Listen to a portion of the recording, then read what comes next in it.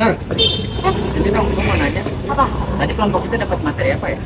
Perlindungan varietas tanaman deh kalau nggak salah. Itu masuk HKI. Masuk itu. Gue kira HKI cuma lagu, sponsor logo. Nah, itu emang banyak orang yang mikirnya kalau HK itu cuma sesempit itu. Padahal tuh luas banget, Rob. Lah, berarti tanaman juga punya hak dong. Bukan tanamannya, tapi varietas hasil penelitian dan pengembangannya yang wajib dapat hak. Oh, itu masih abstrak ya. Gue jelasin aja deh, gini deh. Jadi kita duduk dulu, gue jelasin. Nah, contohnya gini nih, tadi gue nyatet. Misalnya ada peneliti pertanian yang ngilangin bibit bertahun-tahun sampai akhirnya nemu varietas padi yang lebih tahan hama atau hasil panennya lebih bagus. Nah, itu tuh gak muncul tiba-tiba, Bi. Tapi ada prosesnya, entah itu proses riset, biaya, tenaga, dan itu pun wajar kalau misalkan dia tuh gagal berkali-kali. Oh, berarti kayak inventor gitu ya? Ya, kurang lebih lah. Menarik sih. Nah, terus perlindungannya buat apa itu? Nah, perlindungan itu biar hasil penelitian ini yang tadi kita teliti itu nggak langsung diambil sama orang tanpa izin, makanya dilindungin. Makanya sebenarnya topik ini, temanya itu sebenarnya menarik sih menurut gue. Jujur, menarik. Tapi gue masih bingung mau bahas dari sisi apanya. Atau enggak, kalau enggak kita cari contoh nyatanya aja dulu. Biasanya kalau ada kasus kan lebih gampang nih kita breakdown case-nya. Sepakat. Oke. Kita cabut dulu aja kali ya, biar kita ngurusin ini. Boleh. Oke. Tapi jujur, gue baru tahu sih sebenarnya pertanian itu bisa masuk punya hak. Iya, tadi dosennya juga ngejelasin kalau HKI itu emang ternyata tuh nggak cuma soal industri kreatif aja di. Berarti petani sama peneliti ini juga punya hak hukum. Bisa, dia punya hak hukum juga. Ini juga menarik. Ini gue baca artikel terkait varietas tanaman. Ini harus memenuhi syarat tertentu ya?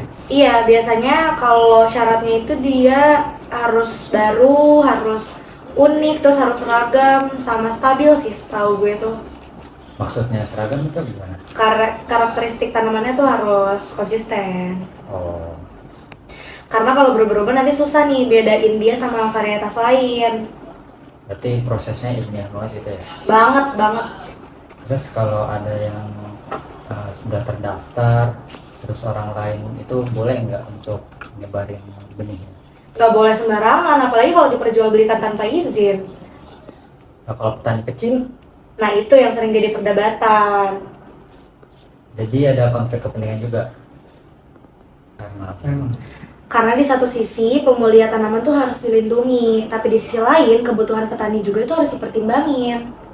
Jadi ada konflik kepentingan di dalamnya. Iya, makanya hukum HKI itu nggak sesimpel lu punya hak atau enggak. Jujur menarik. Nur, ini gue nemu artikel lagi soal benih lentil ya. Nah, itu bisa jadi contoh tuh, Bi. Katanya banyak benih diperbanyak terus dijual lagi tanpa izin sama yang pemulihannya. Iya, karena orang tuh banyak yang nganggep benih itu barang biasa, bukan sesuatu yang harus dijaga segitunya gitu. Tadi lu bilang di awal katanya ada riset yang panjang sebelum bisa gitu. Iya, emang harusnya kayak gitu. Tapi gue pengen ada sudut pandang langsung dari orang yang pernah ada di bidang itu sih. Nah, kebetulan nih, gue nemu insight nih dari pemulia benih, namanya Ir Surono Danung. Dia peneliti. Iya, di video ini dia jelasin nih kenapa perlindungan varietas tanaman tuh penting. Boleh coba ditonton. Oke, kita tonton ya. Menjadi pemeliharaan tanaman bukan proses yang mudah. Banyak orang yang melihat hasil akhirnya saja. Padahal sebelum sebuah varietas dilepas ke masyarakat, proses penelitiannya bisa memakan waktu bertahun-tahun. Kami harus melakukan berbagai pengujian, mulai dari kualitas hasil panen, ketahanan terhadap hama, kemampuan adaptasi terhadap cuaca, sampai kestabilan karakter tanaman. Kadang, satu penelitian gagal berkali-kali sebelum akhirnya berhasil.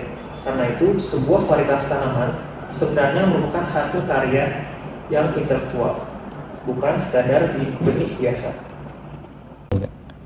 Namun, di lapangan, masih banyak pihak yang berbanyak atau menjual benih tanpa izin. Sebagian mungkin belum memahami dasar aturan hukumnya. Tapi ada juga yang sengaja memanfaatkan hasil penelitian demi keuntungan ekonomi. Padahal di balik penelitian tersebut ada ilmu, tenaga, waktu, bahkan biaya pekerjaan yang besar.